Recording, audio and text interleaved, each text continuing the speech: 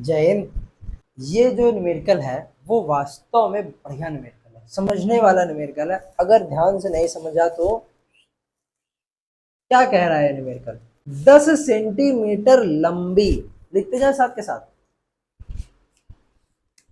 तो L बराबर 10 centimetre. 10 centimetre को मीटर में बदलने के लिए किसका गुणा, 10 की घात माइनस 2 का, और एक 10 की घात माइनस 2 में जब जाएगा तो क्या बना लेगा, 10 की घात माइनस 1।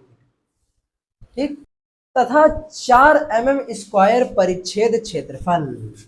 बताओ ए कितना दिया गया है, 4 mm²। mm² को मीटर स्क्वायर में बदलने के लिए कई बार बताया है कि 10 की घात -6 का गुणा कराते हैं। क्यों? क्योंकि 1 mm में कितने मीटर, 10 की घात -3। 10 की घात -3 का स्क्वायर क्या हो गया, 10 की घात -6। बात समझ में आई?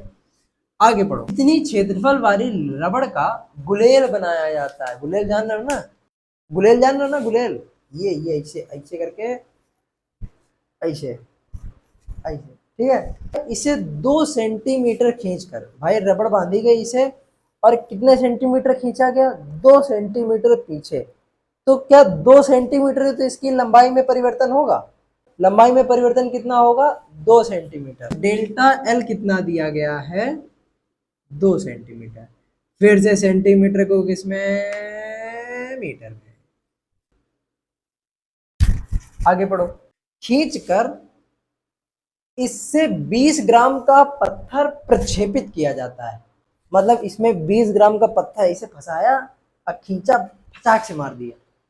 ठीक है, तो कितने ग्राम का, एम कितना दिया गया है इसका, 20 ग्राम।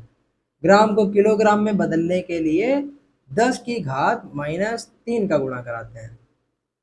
पत्थर का प्रक्षेपण वेग, मतलब किस वेग से पत्थर जाएगा, तो क्या निकालना है हमको, v निकालना है।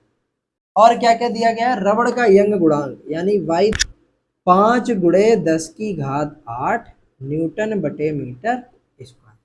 अभी जब ऐसे गुलेल था, इसमें इसे रबड़ बंधी थी, तो इस रबड़ में, रबड़ को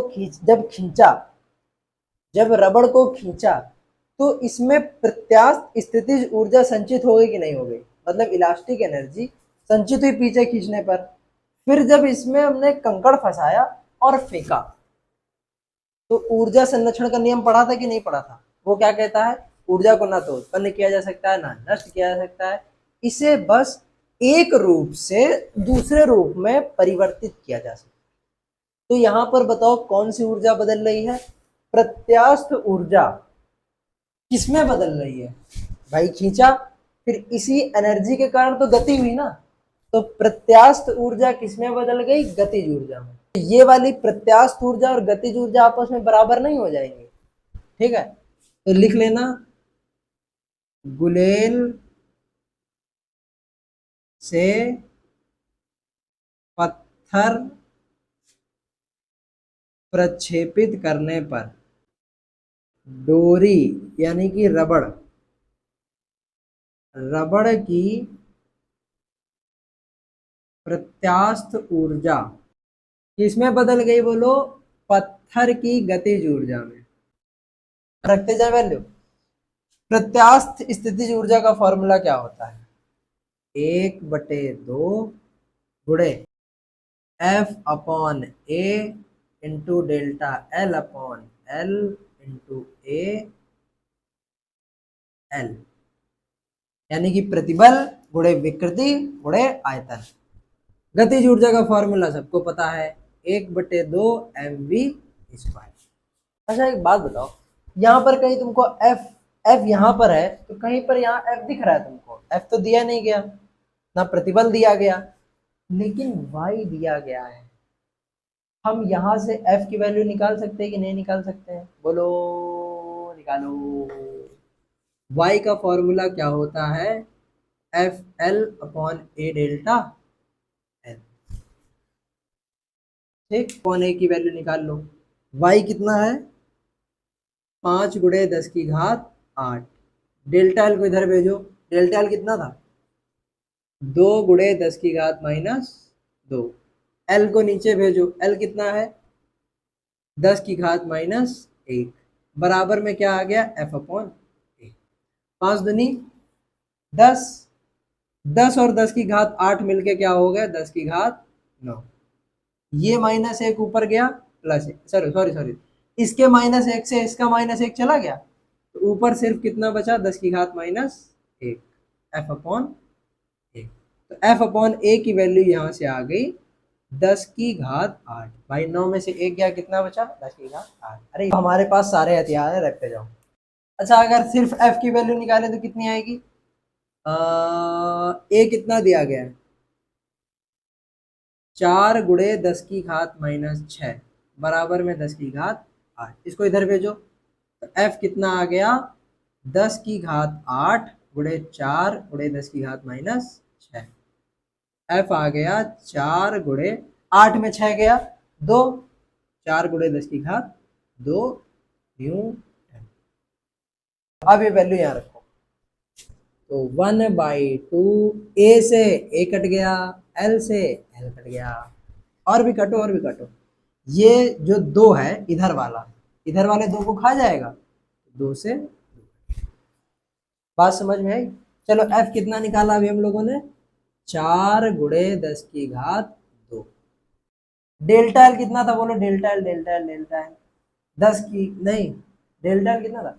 2 × 10⁻⁻, तो 2 × 10⁻⁻ बराबर में m कितना था? m 20 × 10⁻3, 20 × 10⁻3 गुणे में v²।